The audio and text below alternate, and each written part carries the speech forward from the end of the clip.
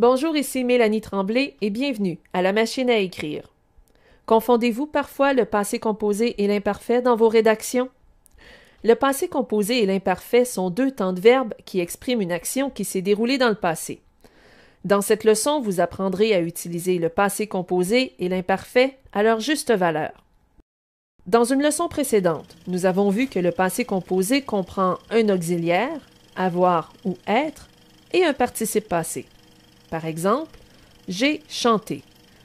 L'imparfait, pour sa part, est constitué d'un radical et des terminaisons AIS, AIS, AIT, IONS, IEZ, AIENT. Par exemple, je chantais. Plaçons le passé composé et l'imparfait sur une ligne du temps. Au centre de la ligne du temps, il y a le présent. À la gauche du présent, on retrouve les temps qui expriment les actions passées et à droite, on retrouve les temps qui expriment les actions futures. Observons la place du passé composé et de l'imparfait. Il est clair que ces deux temps de verbe expriment des actions qui se sont déroulées dans le passé. Le passé composé exprime une action qui est complètement terminée dans le passé. Par exemple, j'ai mangé. Ce verbe exprime que l'action de manger est complètement terminée. Faites l'exercice. Faites la liste de tout ce que vous avez fait depuis le début de la journée. Vous verrez, tous les verbes seront conjugués au passé composé. J'ai pris un café, j'ai déjeuné, j'ai pris une douche. Précisons que même si l'action s'est déroulée il y a fort longtemps, si le verbe exprime une action qui est complètement terminée, le verbe se conjugue au passé composé. Comme dans la phrase « Christophe Colomb a découvert l'Amérique en 1492. » Revenons à la ligne du temps. Observons maintenant le rôle de l'imparfait. L'imparfait peut exprimer 4 types d'actions dans le passé. La première, une action passée qui est en train de se réaliser pendant qu'une autre action se produit, comme dans la phrase « Il lisait quand le téléphone a sonné ». Le deuxième, un fait qui se prolonge dans le passé, comme dans « Annie étudiait, elle était très concentrée ». Le troisième, un fait qui se répète dans le passé. On l'appelle l'imparfait d'habitude, comme dans la phrase « Kevin se rendait à l'école en autobus tous les jours ». Et le quatrième, l'imparfait peut aussi exprimer une description, comme dans la phrase « Hier, il faisait beau ». Exerçons-nous un peu. Dans les phrases suivantes, conjuguez les verbes soit au passé composé, soit à l'imparfait.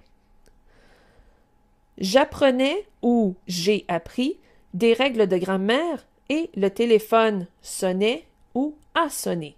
Faites vos choix. Apprenais à l'imparfait et a sonné au passé composé. J'apprenais des règles de grammaire et le téléphone a sonné. Autrement dit, j'étais en train d'apprendre des règles de grammaire quand le téléphone a sonné. Ici, l'imparfait exprime une action qui est en train de se passer et le passé composé exprime une action qui est complètement terminée. Dans la phrase « Pendant mes études, je travaillais ou j'ai travaillé à temps partiel ». À quel temps allez-vous conjuguer le verbe? Pendant mes études, je travaillais à temps partiel. Travaillait est donc à l'imparfait. Ici, l'imparfait exprime une action qui se prolonge dans le passé. Dans la phrase « Hier, les enfants passaient ou ont passé toute la journée à regarder la télé ». À quel temps conjuguez-vous le verbe? Ont passé est au passé composé. Hier, les enfants ont passé toute la journée à regarder la télé. Le passé composé exprime une action qui est complètement terminée. Dans la phrase « Plus jeune, Alex détestait ou a détesté aller chez le dentiste ». À quel temps allez-vous conjuguer le verbe? Détestait est à l'imparfait.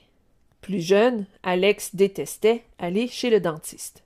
L'imparfait exprime une action qui se répète dans le passé, c'est-à-dire un imparfait d'habitude. Récapitulons. Le passé composé exprime une action complètement terminée dans le passé.